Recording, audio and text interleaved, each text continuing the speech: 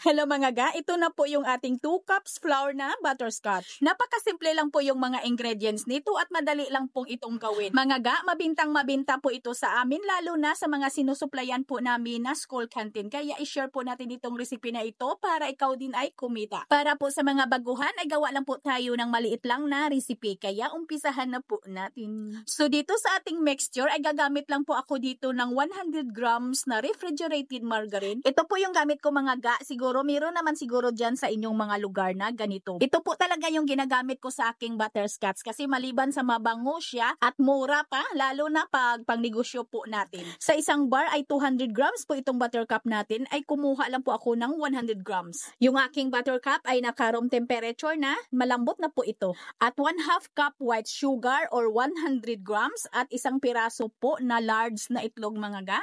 At dito para madaling matunaw yung ating asin ay maglagay po tayo ng half teaspoon ng iodized salt. At dito maglagay tayo ng 1 cup ng condensed milk, 250 ml yung measurement ng ating cup.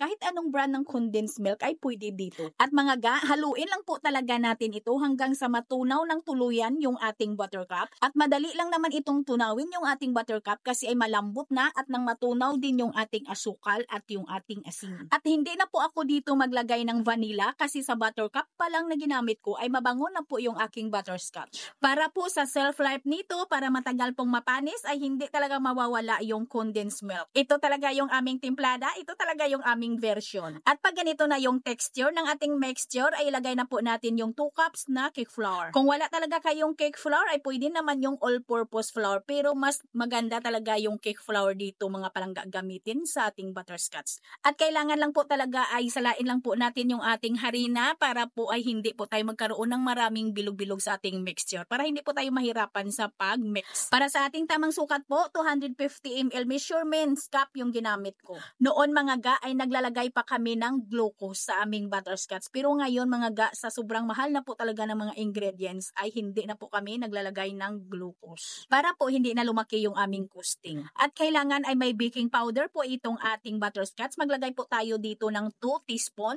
5 ml measurement spoon po yung ating gamit. Kailangan po ay tamang-tama yung pagsukat ninyo ng inyong baking. Huwag masyadong puno. 2 teaspoon lang talaga para po hindi maging buhaghag yung ating butterscotch. Para sa mga baguhan po, kung gusto po ninyong makita yung ating video na maramihan na po yung gawaan ng ating butterscotch ay nasa page lang po natin at sa YouTube channel. Ayan, at haluin lang po talaga natin yan hanggang sa mag-well combine at nang mawala na yung hulo harina at nang mag-mix na talaga yung ating mixture. Sa ating flour, ang nilagay po natin na asukal ay 1/2 cup lang at naglagay po tayo ng 1 cup ng condensed milk. Kaya yung tamis nito ay tamang-tama lang po talaga na hindi po nakakaumay. Hindi masyado talagang matamis. At ito na po yung consistency ng ating mixture. Pwede na po natin itong i-transfer sa ating lianera. Yung gagamitin po ninyo mga ga na lianera ay kailangan po ay naayon po sa dami ng inyong mixture. Dapat kung kaunti lang inyong mixture ay yung hindi masyadong malapad yung lianera na gagamitin po ninyo para hindi naman masyadong manipis yung outcome ng inyong butterscotch. At pag matapos na po natin itong i-flatten at nang mapantay na po natin yung ating mixture